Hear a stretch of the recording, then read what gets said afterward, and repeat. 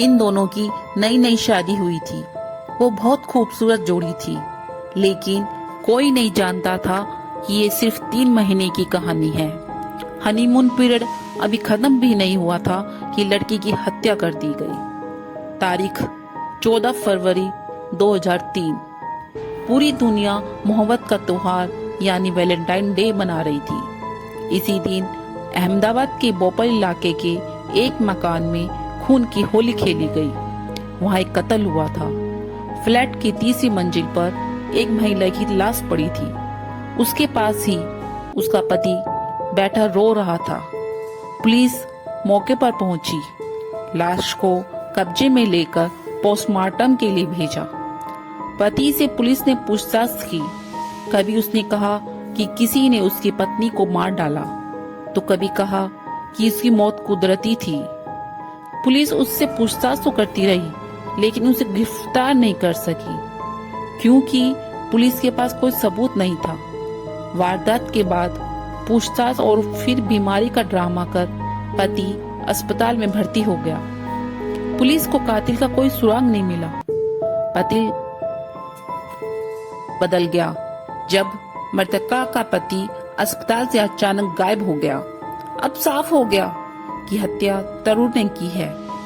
Police कई दिनों तक संजनी के पति की तलाश करती रही, लेकिन उसका कोई पता नहीं चला।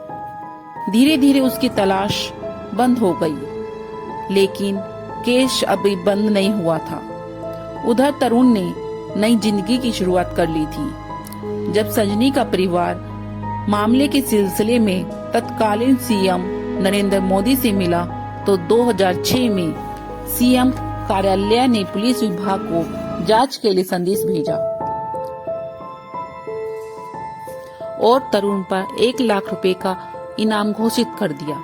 इसी क्रम में पुलिस की मुलाकात तरुण की प्रेमिका से भी हुई, जिसने बताया कि 16 फरवरी को तरुण ने फोन कर शादी के लिए कहा था, लेकिन मैंने हत्यारे से शादी करने से इनकार कर दिया।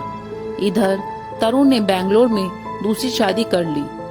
इसके 2 बच्चे भी हैं। बेंगलोर में नाम बदलकर रह रहा था। उसने अपना नाम परवीन रख लिया था। अब वह एक कंपनी में सीनियर मैनेजर के पद पर बड़े आराम से काम कर रहा था। उसने मान लिया था कि अब पुलिस उसका कुछ नहीं बिगाड़ पाएगी, लेकिन संजनी का परिवार सालों बाद भी अपनी बेटी की मौत को नहीं भूला। 16 में पुलिस को तरुण की गर्लफ्रेंड से पता चला कि तरुण जैसे शख्स को उसके दोस्तों ने दिल्ली में एक मॉल में देखा था। इस बीच पुलिस ने दोबारा उसके करीबियों की कॉल डिटेल निकाली, तो पता चला कि बेंगलोर के एक कॉल सेंटर के लैंडलाइन से तरुण की मां को फोन आया था। जब इस नंबर की जानकारी निकाली गई, तो पता चला यह कॉल किसी परवीन भटेले ने की थी। पुलिस को शक हुआ, तो परवीन भटेले के बारे में जानकारी जुटाई। जांच के दौरान क्राइम ब्रांच को पता चला कि बल्कि तरुण है। पूछताछ में तरुण ने बताया उसके माता पिता ने उसकी मर्जी के खिलाफ उसकी शादी कर दी थी। वह किसी और से प्यार करता था, इसलिए उसने वैलेंटाइन डे वाले दिन अपनी पत्नी की हत्या कर दी, ताकि वह अपनी गर्लफ्रेंड को शादी का प्रपोजल रख सके। लेकिन फिर गर्लफ्रेंड ने भी शादी से मना कर दिया और फिर मैंने बेंगलोर में नई जिंदगी की शुरुआत की। कोर्ट ने तरुण को सजा सुनाई और उसे साबरमती जेल में बंद कर दिया। सजनी के परिवार ने भी राहत की सांस ली कि आखिरकार उन्हें 15 साल बाद न्याय मिला।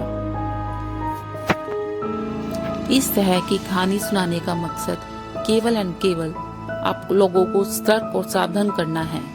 यदि आप लोगों को मेरी वीडियो अच्छी लगी तो लाइक एंड सब्सक्राइब करें। फिर मिलते हैं एक नई कहानी के साथ, एक नई केस के साथ। जब तक सतर्क रहें, सावधान रहें। जय हिंद।